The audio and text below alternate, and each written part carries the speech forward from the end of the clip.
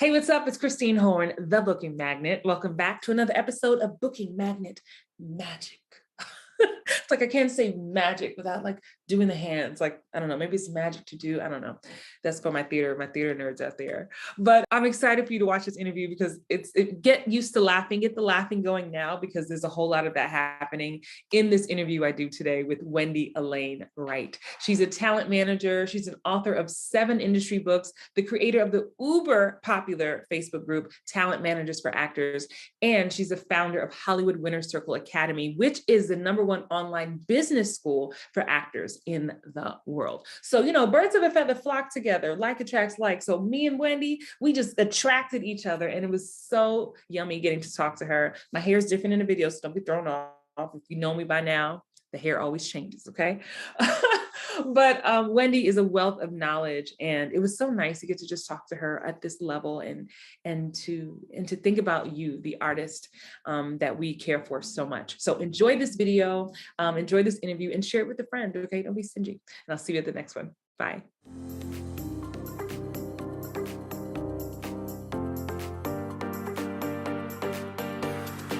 Oh my goodness, we've already been going on and on. I was like, Wendy, we got to hit the record button. Wendy got cute. I got cute. We put on makeup for y'all. Shout out to those. If you're listening on the podcast only, you're going to want to come to the YouTube page because we're cute and you should just see us to really feel us. I am here with the Wendy Alane Wright. You already heard me say her bio and all that stuff in the intro, but we're going to dive right into it. Wendy, first of all, thank you for saying yes. Yeah, it's an Thank honor. you for saying yes. You have been such a huge influential part of the entertainment industry. Even before I was a coach, I would see you on YouTube and I would see you on Facebook. And I was like, oh, that's so awesome. Someone is helping new actors actually like figure this out, because I didn't know about you the first time I was in LA, which I talk about a lot in my book. So we'll get into that, but I'm so grateful that we're connected. I don't even know how we really connected. I think we just started seeing each other. Well, I tracked you down because when I teach actors how to get in this business, I also want them to learn how to book jobs. Because this is not just like, let's just audition for fun. Right. Your job is to try to to work. And I know that you are if not the top booking coach. I always recommend Amy Linden and you. Yeah. End of discussion, period. And I always tell actors, train for 6 months with Christine, train for 6 months with Amy, then you're done. You've got it. You've got a technique, solid techniques that you can pull from, and you should be able to book the rest of your life. I love that. Thank you for that. Look, Wendy, she just like me, you do your due diligence because your community trusts you, and you're not going to suggest anyone or anything that you can't stand behind. That's what I love about Hollywood Winner's Circle. I will have all the links in the show notes for Wendy. First of all, Wendy, yes, ma'am. I want to know about you. Because I hear you giving everybody advice, but we don't always get to hear your story. I want to know how you even got in the entertainment industry. Where are you from? Where are you from? I never like to talk about myself too much. I'm the kind of person when I go to a party and I know that I'm gonna have to talk about myself, I literally hide in another room. Oh no! I will do it though. I will do it for you. But I usually hide in another room until whatever the main event is that starts happening, and then I come out of the corner.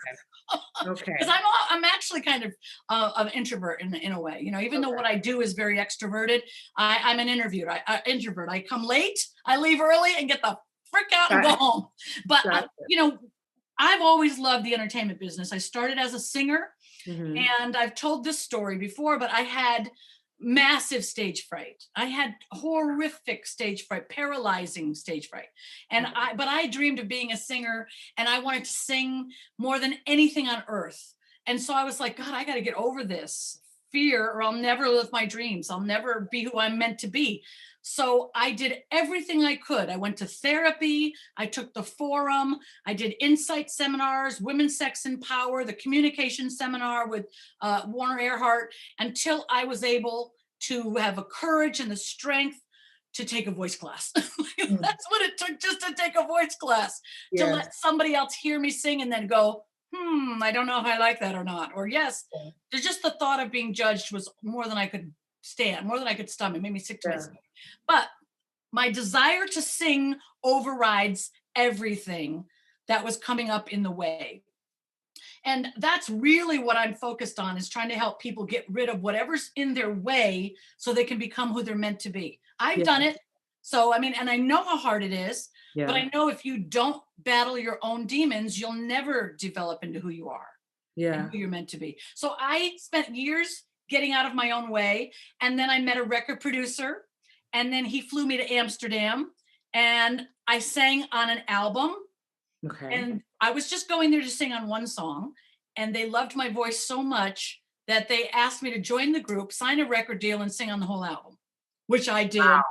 Come on, come through. That throat chakra got released. Yes, it did. And my intention was never that there was another option. Like, I never had a backup plan. There was never an option that I would not be a singer. It was always, I'm going to be a singer, and I'm going to do whatever it takes to do that. So that's what I did. And I loved every single minute of being a singer and performing on big stages. And I sang with Michael McDonald. Girl, that's my hero.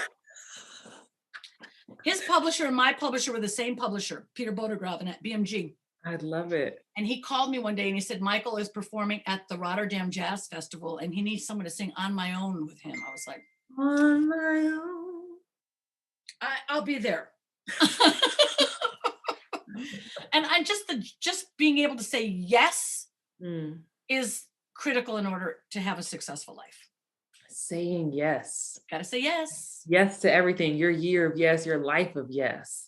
Yes. So one yes leads to another yes. Now you're in the industry. I think I saw you post in your Facebook group. You had a picture of you on stage. And it was so nice to see, like, oh, look, all the sides to people. I just love it. Then you end up becoming a manager at some point. I became a music agent first. A music agent. Okay. Yeah, because that was my background, and I was a producer in the music business, and I wrote songs for people. I wrote some hit songs for some other people. And then I was married to a record producer. He produces like all kinds of music for BET and all these other shows, a lot of shows. And he was Dutch. So he wanted to live in America. That was his dream. So I said, let's live in America. We live dreams in this world. Yes, we don't talk about them. We live them. So we packed up everything, all the studios and the house, and moved to Los Angeles, and been here ever since. And, I think those years of being in the music business, I understand how it works. I understand how artists, let me start with singers. I understand how they start out, how they get developed, how they create their demo reels, how they get their music out there, how they sign with record labels. So I first started out as a music agent. Okay. And then I decided I didn't want to work in the music business anymore. I changed my mind.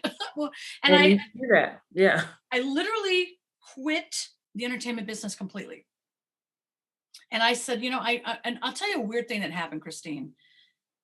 I got tired of hearing myself sing. Wow. When I was growing up singing, I would listen to music, Whitney Houston, or I would listen to Anita Baker, or 1,000 songs. And I would sing and sing and sing and sing. And the sound of my voice was the most glorious sound I had ever heard. And the feeling that I had singing was the greatest experience of my life. I think it saved me through the years of being bullied as a child. I think it saved me in every way. And one day after 20 years, I just didn't want to hear myself sing anymore. Wow. I just didn't want to hear it. And I also was tired of talking about myself and being the focus of the attention. So I quit and I went to work at an interior design firm. Total opposite. You like, you know what?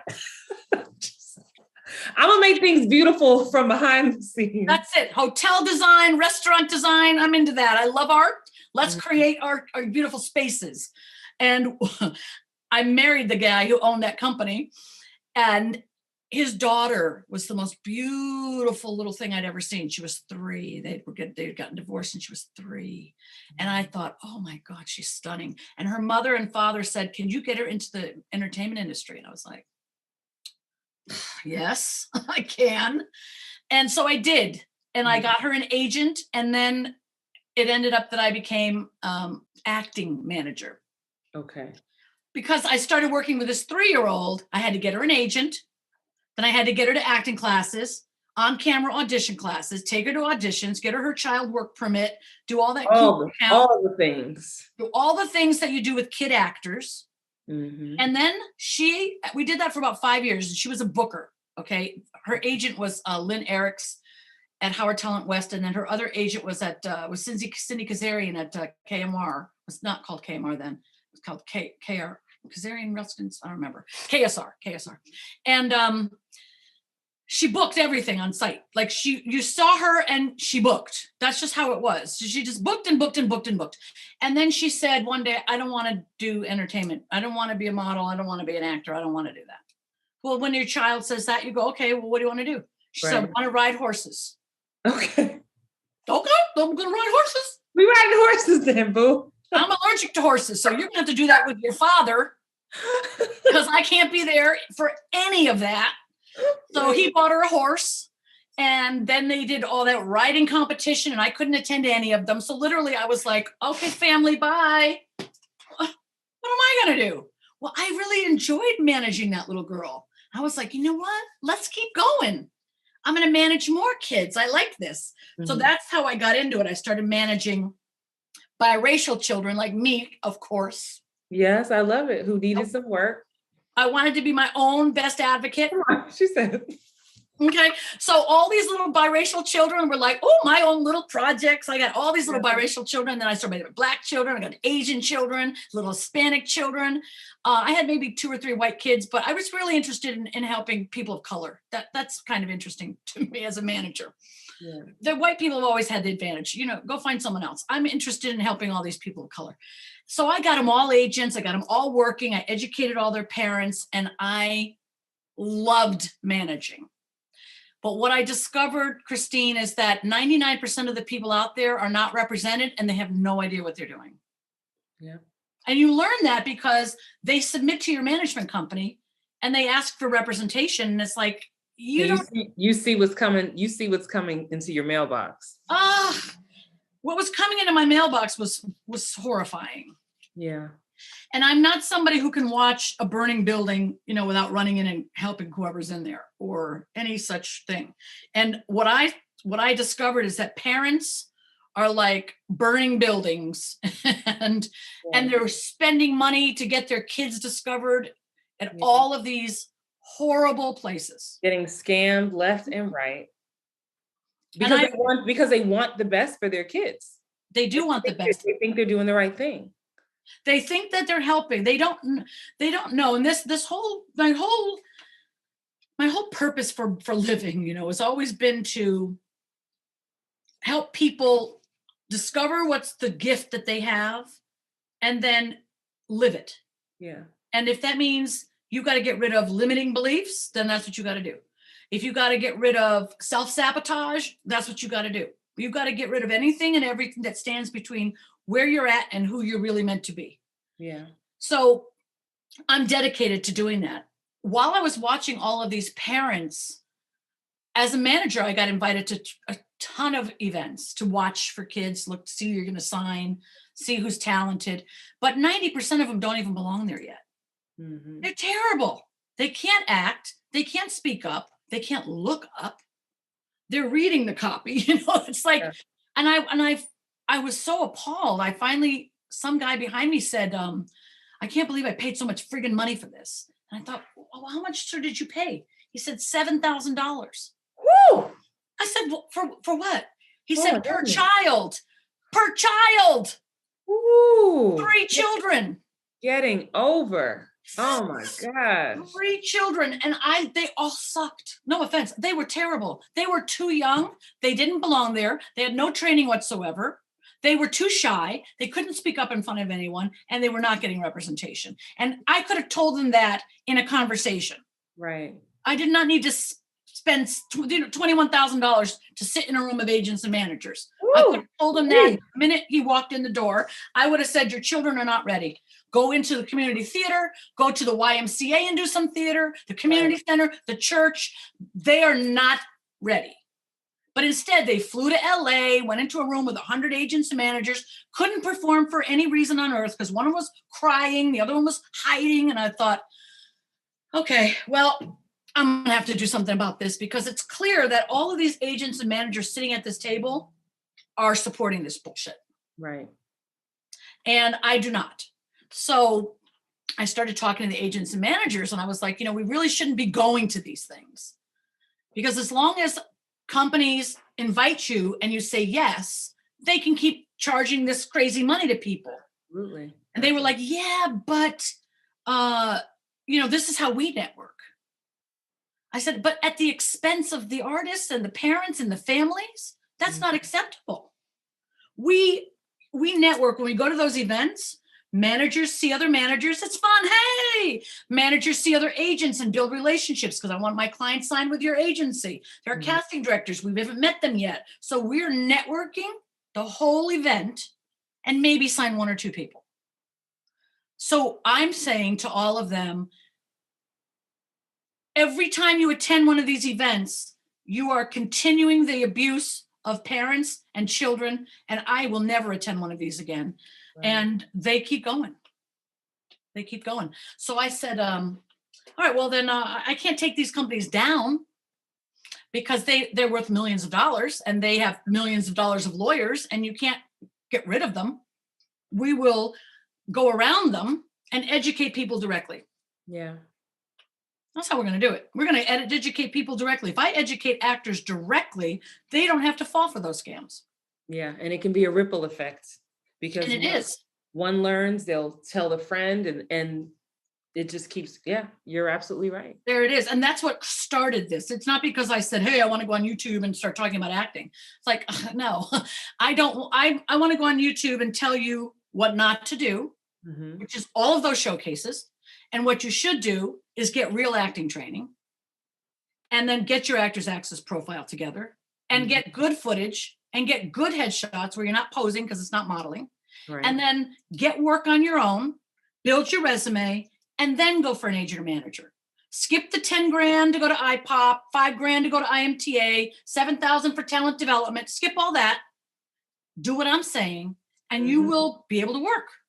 The thing about it is, and I know this because we're connected and we'll talk about this, but in having had being a fly on the wall in your community, your Hollywood winner circle, is you're straight no chaser. And that's actually why one of the things I love about you, because that's how I operate too. I feel like I don't have time to blow smoke up your butt. I want you, because I care. Yeah. There are too many classes, coaches, courses, schools that will tell you whatever they need to tell you so that you take the next class and the next class and the next class to keep you locked in. And my whole thing is we do need empowerment. We do need education. And shout out to the parents. Some of you who are listening or watching, like, we see you trying to take your kid to the next level. We see your heart. And I believe, Wendy, what I hear is you're passionate about helping people not make those mistakes again and not get scammed. I mean, that's certainly where I stand. That's definitely it, because in the child market, that's what it all is. Yeah. And it's what appalls me is that Hollywood just allows that to happen. Like nobody ever stood up and said, no, let's not do that. So I created the YouTube channel as simply just to give information, and I would get cover letters in the email and I'd say, look, don't do this. This cover letter, don't put anything like this in it. Don't tell me your life story. I don't need to know what you thought when you were 3 and you wanted to be an actor in your first television. Just tell me where you train and what you've been doing on your own to get work, and show me a clip of your acting. Yeah. Show me what you can do. Don't talk. Show me what you can do. And if you are good, great. Maybe I'll work with you myself. If you're not good, I will send you to coaches that can help you get good. And that's all I was doing with the YouTube channel for years, is simply just dispersing as much fact as I possibly could, whether it's about what agents really think, what managers really think, what casting directors think, what's expected of actors, how competitive they need to be, how difficult this business is. No bullshit. This is not an overnight success business. Right. Well, people do come and hope they get a magic pill. That's the thing. And if you're listening and watching this, know that don't seek the magic pill. Right. It does take work. No two people's stories are the same. So Right. I'm not in a place to be like, well, you got to do this many co-stars to get this many guest stars. Oh, No, yeah. I don't believe in that. But do know you got to put some work in. It's a craft like anything else. You want to be a doctor, you want to be a surgeon. You're not going to start operating on people tomorrow. You gotta put some What? work in. What? Why not? Wendy, this whole podcast series and why I invited you specifically, it's called Booking Magnet Magic. Of course, if you follow me, if anybody follows me, I'm the booking magnet. I believe I'm a big student of the law of attraction. I believe you can attract. I know I'm a magnet. I know I can attract money, experiences, things to my life. If I can do that, I can attract bookings. I'm booking rooms and roles, right? And I'm so interested in what makes people magnetic. So you, coming from being an artist yourself, then going into management, you saw those kids. And even now, when you have clients, there's just some people that they don't have to speak. There's an aura, there's a light, there's something that's like, oh, you are just drawn to them. For you, in your own words, what is that? What does that look like and feel like to you when you experience that from in myself or in others? I want to know both. Well, when an actor, an artist, a singer, or something is shaped for this business, there's a glow around them. There's a energy, the vivaciousness that comes off of them. There's an enthusiasm, an excitement. There's a passion for this. And there's just an intangible kind of, I think it's called charisma, but it's confidence. It's a confidence. And I saw it in a little boy yesterday. And I'm not managing anymore. I mean, I manage one writer, but I'm in literary now. I'm not managing actors because you can't train them and manage them, So I train them in the HWC, but I only manage writers. And I have one writer and then another one I'm signing. But I was sitting at this table yesterday, and this little boy, he was like four. He said, he came in and he goes, "Hi." I said, "Oh, that kid." That I would have signed that kid just like that because he owned himself. Yeah. He was present, connected, not afraid. He was just right there. "Hi." I said, "Hi." And he went like this. And I went back to him. He was 3, going to be 4 in 2 days. And I just thought that was, I said, "How old are you?" He said, "I'm 3. And he was so confident. He wasn't looking to his mom to see if she knew the answer or is it okay for me to be me? He was just him. And I said to her, "Have you ever thought of putting this kid in show business?" It's a hard decision because that's a life that, that's the parents have to do everything with kids. She goes, "Absolutely not." I said, "Probably a good show." Right. Because honestly, it's hard. It's hard. Yeah. But that kid has it. Yeah. He has it. And it's not trained. It's not taught. It's a vibration.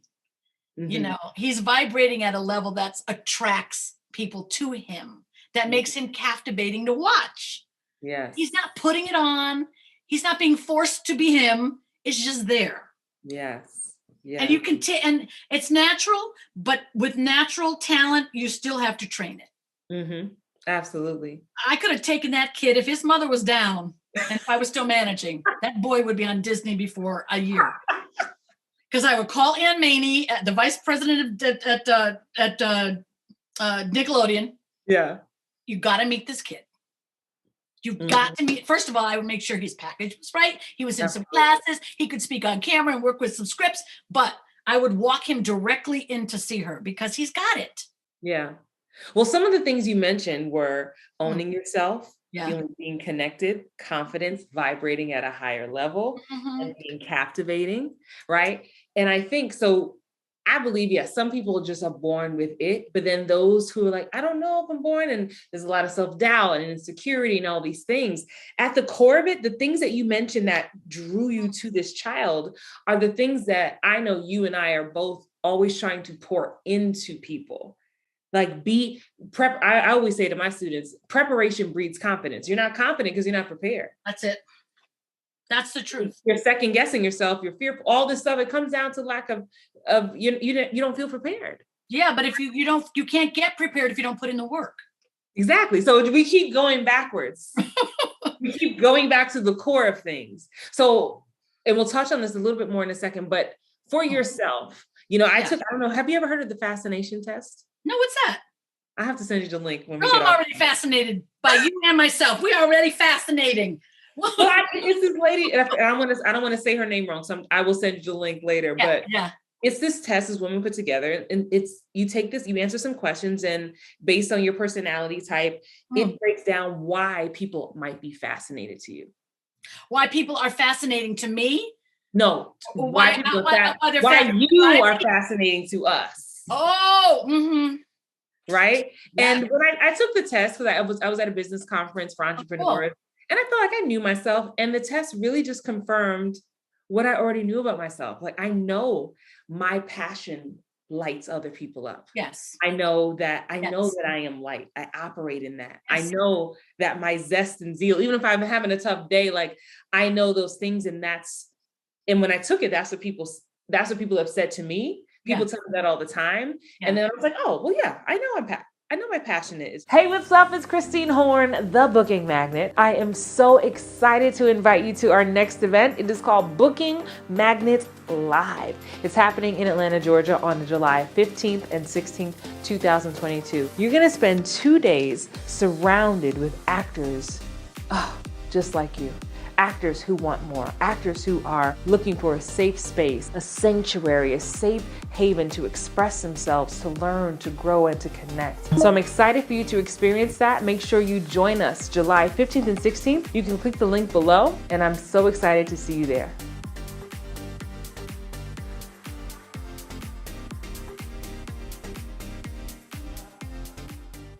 So what makes Wendy fascinating? Why are people drawn to you, in your opinion? I'm freaking awesome. I mean, it's just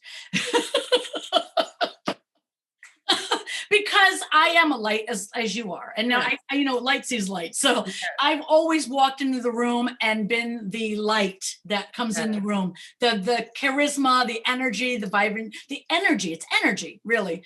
Some people have a lot of energy and some people don't have a lot of energy. I think Tony Robbins helps pump up people's energy because it might be in there, but it's dormant.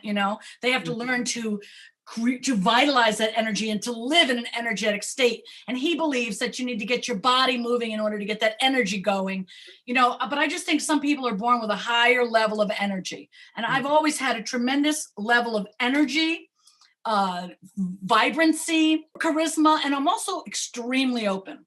Yeah, you are. My mother used to say, Wendy, think before you say or do. Could you not share so much personal information? No, I don't have any reason to have a filter unless I'm trying to be kind. Yeah. Yeah. Other than that, no, I'm an open book. I'm going to say what I think and feel, and I'm going to try to help you see what I see. Yeah. And I will start to cry, but literally when I see people, I see something so special. I see just beauty. I'm with you. I just see their hearts, and I see magnificence, and I see just pure God. I just see the pure beauty of the human being. And then they open their mouth, or you can see it in their energy, and you can see all the reasons they're blocking their own greatness. Yeah. And it could be from bad parenting. It could be from bad experiences. It could be from being like my former assistant. Her mother, your stepmother, used to tell her she's a piece of shit and she's not worth anything and she'll never be worth anything. And she heard that every day of her life. So when you grow up with people trying to harm you and put you down and tear you down, then to find your light, that's tough. Yeah. That's tough, but it's there still, And my idea, my purpose that God is using me for is to clear away the wreckage of what's in front of people, what's blocking them from their own magnificence. Yeah. So that they can step into their power and be what they've been created to be. Yeah. And my hope is that I can help as many people come into that power before they die or before I do. Yeah. I love that. We are so, Mhm. we're sisters from another mister, Yeah. Wendy, because that is, I be ugly. I'm ugly. I ugly cry on my Q&A calls. We had a Q&A call because my course is Book More TV, and we Yeah. every month I start off every session with celebrations. I like 3 hands. I need 3 hands right now before we go into these questions. We can celebrate. Yes, people are like, I finally booked. Last month they were on the call about to quit, about to throw in the towel. We poured into them. Next month, it happened last week. And then they come back, Christine, I booked for the first time ever. I just had to turn the camera off because I start ugly crying. I had to say hallelujah up in here. But that's And why I send people to you, because I know that they might be stuck for years, and if they don't unlock the key to why they're stuck and how to tell a better story and how to book the job, they're never going to book the job. yeah, You know? yeah, I agree. And what I'm hearing today, really for the first time and getting to have this intimate talk with you is, and why I say we're really connected is, yes, I'm going to teach you about ring lights and beats and I'm going to teach you all that. Yeah, right. But I am also going to tap into that part of your soul and your heart that you're trying to ignore, Ooh. that is blocking you from even stepping fully into your characters. If you don't love yourself, how can you truly love your craft? How can you truly step into Wow. these people and tell their story? Mm. And because if you're not fulfilling your needs, and if you're not clear on what you are doing for yourself, and if you haven't worked through your own stuff, Yeah. how are you going to show up for this character? Yeah. And that's the conversation that I found Mm. similarly to you, when you years ago when you started actually coaching actors. I felt like that's the conversation, even for me as an artist, that Mm. was not ever being had with me, Mhm. about the core and the soul of the artist. And Mm. because of, again, like, if we don't tap into that deep for ourselves, that's where we drown it in alcohol, drugs, and Mm. we're searching for the booking. No, this booking is not going to complete you. Right.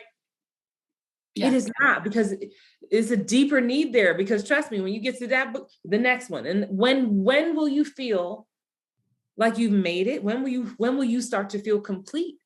Like, Well, whew, that's deep, because people think, well, when I'm a star. No, there's a lot of stars who are killing themselves or who are miserable, Well, when I have that house in Beverly Hills. No, that's not I like it when people like Jim Carrey say, when you talk to someone who has it all and they tell you that that's not the answer, it's because they've had it all and that's not the answer. It's deeper. And I feel like there's a hole in people that's a God hole. yeah, It's the only place that can be filled with this God. And I don't mean religion. I yeah, mean the deep divine connection to the divine inside yourself. And I think that there's two things that are really important to me. One is that people embrace themselves for everything, what they call good, bad, whatever. But all of who you are is stuff you can pour into your acting work, of course. mhm, But it's also, all of that is there's not supposed to be perfection. People are not perfect. no, Every time you make mistakes, you can either use it to learn and grow, or you can use it to beat yourself up and stay stuck. mhm, I choose to learn, to grow at all times, to always, every day, be a better version of myself every day than I was yesterday. Not just that, but a better version tonight than I was this morning, and yeah, better in every conversation than I was in the last. Just always being what I'm meant to be flowering into, right? yeah, who And I you are think becoming. people Yeah, make a big mistake. They make mistakes and then they stop. They quit because they made a mistake, or they quit because they fail, or they quit because they're too tall, too short, too fat, too white, too black, not tall enough, too not this, not that. Why wouldn't you bring of your flawed magnificence? That's what you'll always be. You will always have flaws. mhm, There's never going to be a day that you don't have flaws, because we're not perfect. We're human. right, So embrace the imperfections as part of what's amazing about you. And if you have things about you that you want to work on them. yeah, You want to improve things, improve them, but don't hold yourself back from living your life because you're flawed. yeah. Because like you said, everybody is. We all have our things, and I always tell people, you don't covet other people's lives, because Ooh, the peace that you want, you can't just have that. You got to take it all. Ooh, that's so good. You talk, it's always so profound. You got to take it all. I mean, we see it all the time. And I'm like, I'm always reminded, like, this is my journey. This is my path. And Mm-hmm. I know, for the actor listening right now and is hearing about people who have it and they're hearing these tips, Mm-hmm. what would you say is a tangible first step in maybe someone is listening or watching right now and they just like, look, I don't have the confidence. I don't, that light, that vibrancy you say you have, I don't think I have that. I don't think it comes off. When I walk in a room, I don't think that's what's coming off me. I get that. But, even with that vibrancy or not vibrancy, you still either have confidence or you don't. And like I said before, I was scared to death of singing in front of anyone. I couldn't public speak. I mean, they say that public speaking is a bigger fear for people than the fear of death. Yeah. Yeah. If somebody was going to ask me to like, I'm a public speaker. That's what I do I love it. I love it. But when I was a teenager, there's no way that I had the courage, the confidence, or the ability to do that at the time. So I know that you can overcome fear, you can develop confidence, but it takes experiencing the fear and getting through it to the other side. That's what builds the confidence. So if you're listening and you're like, I'm too scared to try, it's the trying over and over, just doing it anyways. It's called contrary action, right? It's when you are scared of something, but you do it anyways. I call it play scared. I'm gonna play scared. Oh, I like that. Yeah. That's I'm scared. I get to acknowledge it, but I'm gonna play scared. Okay. I love that. People say, Christine, like you seem fearless. I'm like, it's not fearless. Because look, I'm very vocal. And even in my book, I talk about my inner critic, my inner voice, whatever you want to call it, ego. I gave her a name. Her name is Veronica. I was very intentional. I needed to know that wasn't Christine. That's Veronica talking. Yes. And Veronica is just doing her job. She's showing up. I have a new idea. She's going to show up. I have something a new role that seems challenging. She's going to show up, right? And so I understand she serves her purpose. So it's like feel the fear and do it anyway. I think the trick of the mind is thinking the fear will just be gone one day. And that's a lie. The fear is always coming along for the ride. Mm-hmm. So I feel like, just go ahead and make space for him. Like, okay, I know you coming, but we still going. Put a pillow down to make your seat a little more comfortable while you sit out of my way. I love that. I love that. There's this book which you just mentioned the title, Feel the Fear and Do It Anyway, by Dr. Susan Jeffers. And I haven't heard of that one. Okay. It's great. It's a book that, like, the fear is not going to kill you. The fear is going to stop you if you let it. But doing the thing that you're afraid of, I remember practicing. I was reading the book, practicing, and it said, look, when you do that thing, it'll be more scary before you do it, because that's when you're thinking of all the things that could go wrong and, oh my God.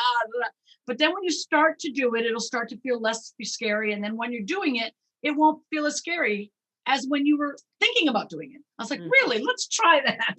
So I got up and I wanted to make this phone call. It was a scary phone call. And I was calling Virgin Records about something. And I was scared to talk to them. I was like 23.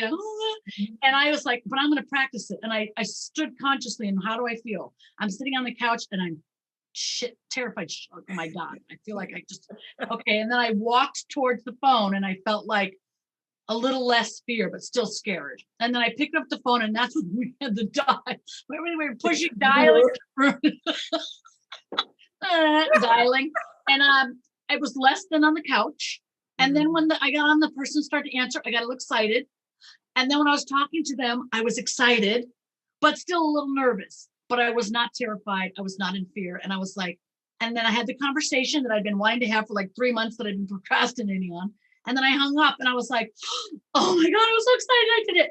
And I was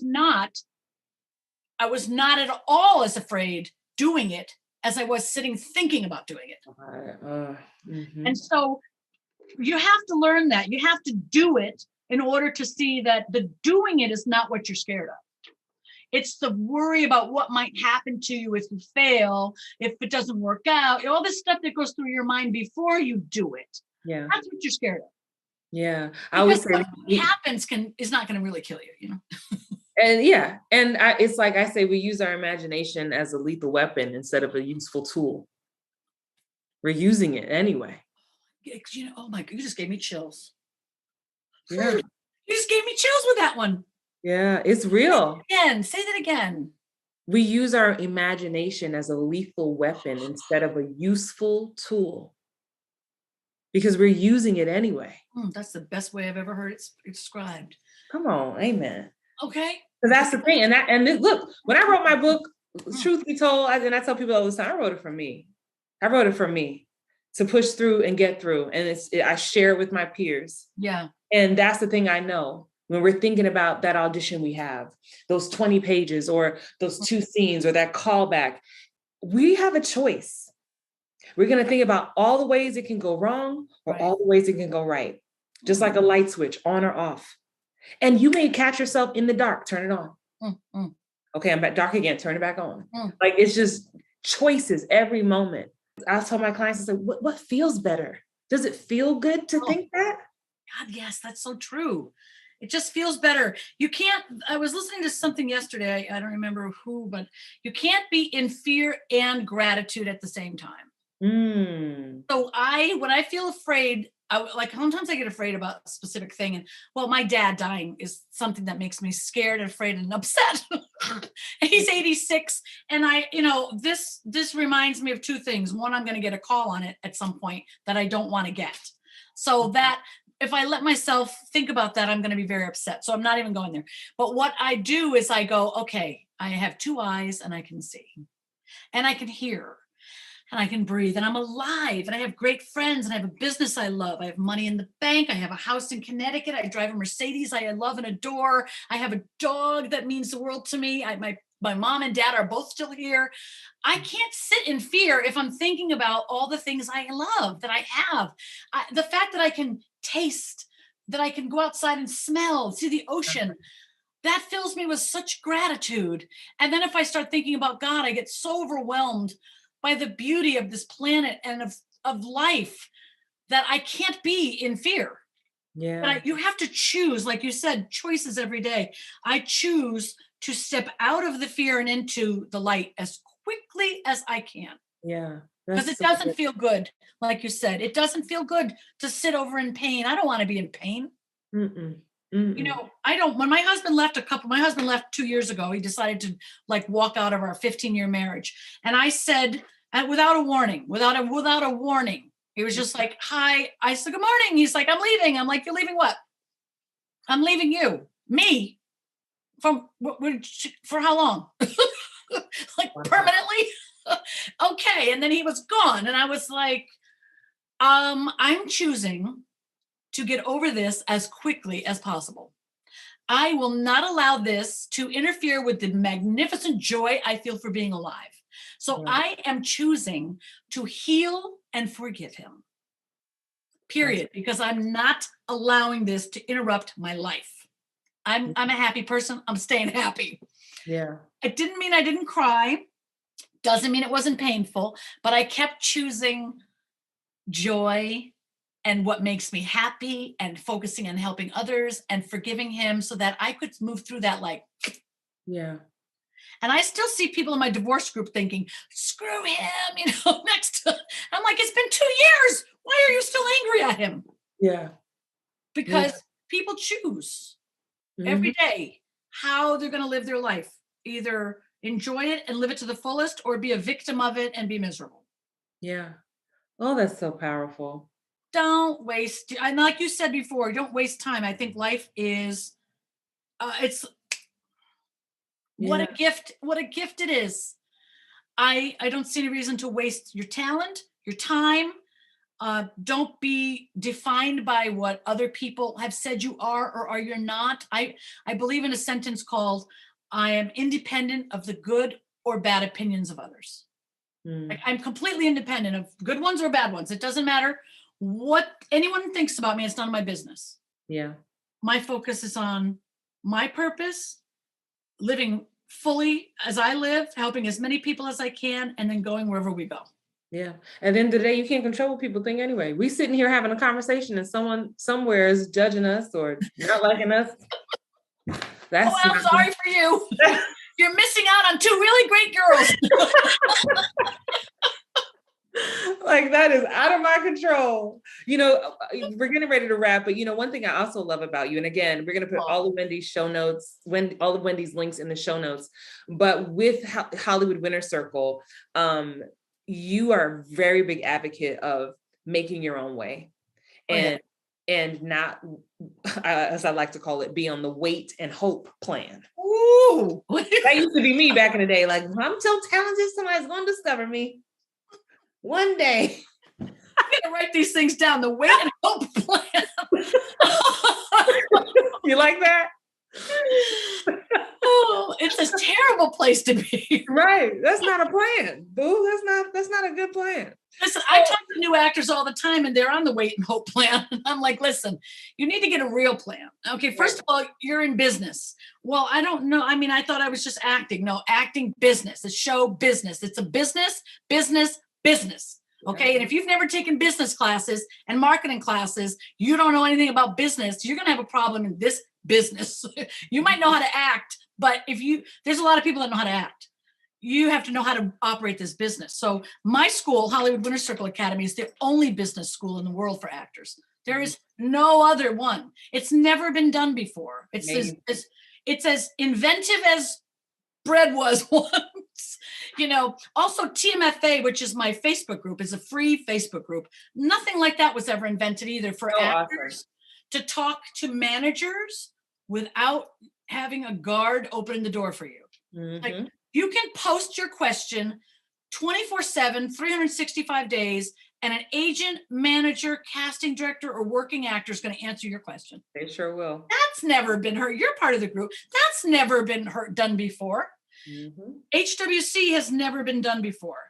And it's a comprehensive thing. Like you said, when you teach, when you come to HWC, yes, we're going to work on your package, your headshots, your acting clips, your online profiles, helping you get an agent or manager. But we're going to work on your heart and your confidence and connecting to your highest self.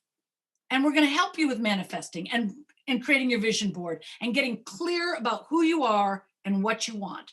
And two things that I am very, very committed to teaching, like I said, one is not beating yourself up over mistakes. I always say, put the bat down.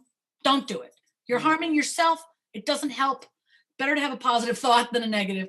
The other thing is, I don't believe in broke actors. Me either. Me either. I used to keep 2 jobs, 3 jobs. Had to. Yeah, I don't believe in broke actors. I can't afford acting classes. I don't believe in any of that shit. I believe that there is plenty of money in the world. And if you're resourceful and inventive, you'll figure it out. Mm-hmm. If you have to sell things, make things, distribute things, be an affiliate, get 2 jobs, invest in real estate, build an online course, teach golf, I don't care what you have to do. There are, if you don't know how to finance your life, it's because you don't know about money. So in addition to studying acting, in addition to studying booking, because you have to know how to book the job. It's not enough just to act. You have to know how to book the audition. So in my opinion, actors need acting training, booking training, financial training. They have to know how to generate money so that they don't live paycheck to paycheck, or it's either eating or taking an acting class. Yeah. And also, you can't even pour, because one of my coaches used to say, how are you going to be the light when you worried about the light bill? Oh. So how are you going to be you can't even show up to your craft as full as you want to because of the stressors from life. Yes. I'm glad I'm making you laugh today, Wendy. That's such a good one, though. How are you going to show up and be the light if you're worried about your light bill? It's real. It's real, but it's all of those pieces, so if you're watching and listening to this, and yes, your talent is necessary, your talent is important. However, this is show business, and there are many more pieces to the puzzle. And what I usually hear, I tell people, you don't even know what you don't know. Oh yeah. And as long as you stay open and you stay coachable and accept that you don't know what you don't know, and stay open to learning from learn from people who are doing what you want to do, or have done what you have done, or have done what you want to do. Yes. That's important too. That's critical. If you go online and go into some Facebook groups and stuff, and I look at actors who have never booked TV talking about how to book TV, I'm like, oh, I feel like William Jefferson. Oh, what do you think? I don't know. Okay, well, you don't need me. I don't know what he said. It was so funny. But it's like, why are you learning how to be? Yeah. If I want to learn how to be a doctor, I'm going to learn from doctors. Right. It's the same thing when you wanted to be a baker. You go and do an apprenticeship with a baker, a cobblestone maker. You don't just come to Hollywood and say, I'm going to stand on a corner and I hope someone discovers me. Yeah. Well, you stand with all the thousands of other pretty people who want to be discovered too. Mm-hmm. And in 10 years, nothing's happened. Yeah. How do you know that? I've been here for 30 years in LA. I've seen people who have gotten nowhere. And that's because they have no plan. They don't train. Listen, there's a big difference between acting classes and audition training. Absolutely. Okay. And I'm speaking to the choir when I talk to you about this, but this is something actors don't understand. You might understand Stanislavski. You might understand Meisner or Alexander technique, but that doesn't mean you know how to audition in the room. When you are, and you know this as a manager, because as a manager, you only earn money when your client books a job. Right. So if they're not booking the job, there's no money to pay the light bill or any other bill. There's no money. So the only way that a manager or agent is successful is if the actor books the job. So as a manager for all those years, I learned send my actors to people who specialize in booking. Mm-hmm. That's what I need from my clients to book. So I need to send them to you, which I've sent people to for years. I send them to people that are going to teach them how to break down the script in a way that tells the story the most powerfully, visually, transitions, everything is sharp and the choices are strong. Yeah. Then they are a contender in the room. Without that, they are average and they are unlikely to work. Auditioning is an art form all of its own. And now at the time of this recording, post-pandemic or in the middle of self-tape, like you have to learn. I tell people, you have to learn how to make your mini short films from your house. Mm-hmm. Bring me into the world immediately. And as someone who's seen a lot of tapes, there's still plenty of people who don't know what they're doing. And at the end of the day, the key is connect to coaches who, as I like to say, have receipts. Okay.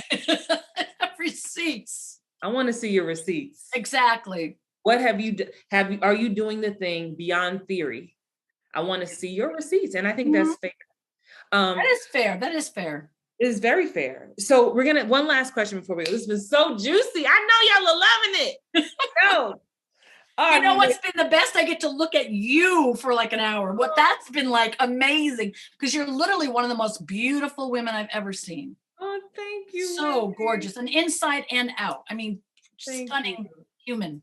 Thank you. Like attracts like. That's what I say. Like attracts like. Yes. We've shared a lot. And I know this will be episodes you all have to rewind and play again, because there's so many nuggets here. And when you connect to Wendy in her Facebook group and on Instagram and in her Hollywood Winner Circle course academy, do yourself that favor, especially if you're new to the industry. Yeah. And you're, maybe you're coming from a 9-to-5 and you're secretly trying to, start this second part of your life over. Like, it's worth looking into. Trust me. I'm a guest teacher in there sometimes, and I love to come to your community because your community is hungry. They want knowledge. They really do. And listen, agents and managers prefer to work with our actors. Sometimes, like one agent called me the other day and she said, I got a submission from an actor and I knew it was yours. I said, why? She goes, because her headshots matched her videos and everything was in order. Her package was too good not to have come from you. And I said, you're darn right, because they do not leave my presence unless their package is good, right? I'm also coming out with 2 new courses. One is called How to Get an Agent Without a Demo Reel. That's huge. It's huge because you don't need a demo reel. You need acting clips. You need individual acting clips that match your most castable types. We don't need a whole reel anymore. A manager agent can look at you. Let me be real, especially when the reel is garbage. Another word for what it is. Garbage. Quality over quantity. And Yeah. second course is called How to Get a Talent. No, 7 Easy Steps to Getting a Commercial Agent. Because, and these are going to be real cheap, like $47. It's like cheap. Yeah. And the content, I was going over it this morning with our editors. It's insane the amount of content that I give, because I always over deliver. And if you can't walk away from that course by getting an agent or manager, it's like, it's so easy. Just do the steps. Just do the steps. Right. Do the steps. And that's that's going to be so helpful, because I always tell people, look, commercial agents are the easier ones. Yeah. Like when you're new, especially, theatrical agent's gonna, unless you just fit a very specific look and need for them, you're gonna have to show and prove a bit. Yes. And commercials are a great way to start and get that coin. And but you also need to show your receipts. Like, show me that you know how to book something. Right. And let me see you on camera. Let me see you on camera. The commercial course is so simple. If you know what needs to be on the casting network's profile, and you know what kind of headshots, and you know what kind of clips, and you know how to write the cover letter, all you have to do is put that together and send it to them. And you are a no-brainer. And you can get a commercial agent like, so that's what I'm excited about. They'll be able to see how quickly that happens for them. And then they'll come over to HWC and get the rest of the training. I love it. You got to, grad levels to these bevels. You got to graduate. Some people jump right into HWC and they go, I don't know what I was waiting for. And you cover everything, and they have access to so much, and all the guest speakers and the teachers. And hours of training a week for a year. I always tell people, like, if you're not getting what you need, you're not trying to get it, because it's there. Did you log in? Did you read the email? And we can look to see if you logged in. So right. Don't lie. This course hasn't been helpful. Well, it says you did 1%. So I guess it wasn't. Don't blame it on us. You didn't log in. Blame me. Don't blame me. Oh my gosh. As you can see, we could talk all day, but we're not. Make sure you follow Wendy Alane Wright. Before we go, last thing. What's that? For the actor at home. Maybe they're seasoned. They've been doing this for 15 years, 20 years, and they've hit a low. Or the brand new actor coming in feeling clueless. And they might be just frustrated. Like, we have these moments where we're like, maybe I should just go back to my day job. Maybe this isn't for me. I don't feel like I'm getting a breakthrough. I'm ready to throw in the towel. What do you say to that artist? Wow. Just a piece of encouragement for them. That's a really great question. And actually, inside the Winner's Circle on Friday last week, we had Lawrence Hilton Jacobs, who was on Welcome Back, Kotter with John Travolta years ago. And he's on a series right now. He's in season 4. Season 5 just got picked up. And this is a guy who's been working for 50 years. And one of my HWC actors felt like he hadn't achieved the success he wanted to achieve yet. And he was asking Larry, how do I stay in the game? How do I keep going when I don't feel motivated and I feel like I'm failing and I'm not where I want to be yet? And Larry was talking about when there was a time when a girl or a woman he was dating at some point thought, you made it already. You've already, you had your shot. You made it big. It's not happening for you, right? Why don't you quit and get a regular job? And he said, you have to have a thrust. He called it, behind you. You have your own thrust. And you can't listen to what anyone else is saying or what anyone else is doing. You just keep putting yourself forward 100% towards your goal. And if you need to take time, unwind, go relax, you have to have a life outside of acting that fills you up, that you feel empowered by, that reconnects you. And you have to always remember why you are doing this, and always come back to your why. And you will go through times when things aren't moving forward, but it'll pass. And you will go through times when you don't think you're good enough, or maybe this isn't meant for you and all, but it'll pass. You don't give into that. You just acknowledge that you feel it, and then you keep moving forward with your thrust. And it has to come from within you, and you have to build that thrust yourself, because no one else is going to do it. Yeah. But I feel the same exact way. You have to.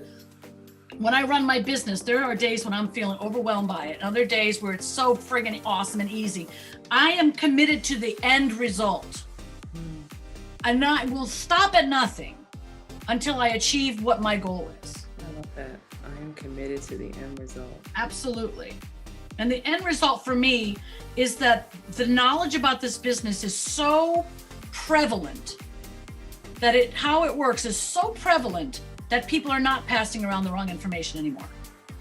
That agents and managers are being delivered such great actors that everybody's going to start taking business classes for being an actor. I won't be the only school that teaches it. Someday there'll be other ones.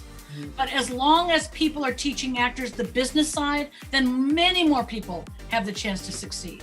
So I'm trying to make teaching the business of acting mainstream. That's important to me. So I support anyone who's teaching it, and I want people to take my course, but I want people to take any course that teaches them the business. So that's my end goal. And at the end of the day, when people are like, oh, business class? Oh yeah, I take acting business class. That's not even a question. Right. Then I've done my job. And then I'll go probably work in an orphanage in Peru or something. Come on. And help them little children. Yeah. Oh, Wendy, thank you for your light. Thank you for your gift. Thank you for sharing yourself with me and with everyone watching and listening. You're gonna just go ahead and rewind. You're gonna have to rewind and download it. Like, it was so juicy. I can't wait to listen back to this. Make sure you follow Wendy. Make sure you follow and connect with Wendy and learn more about Hollywood Winner's Circle Academy, the TMFA group on Facebook. Huge group. I mean, if you wanted to network and connect, make sure you do that. And of course, come over to the Hollywood Bound Actors Facebook community and keep listening to this amazing podcast for more encouragement. Remember that you have a gift that the world needs to see. So don't rob us and don't rob yourself of sharing that gift. We'll see you. Bye.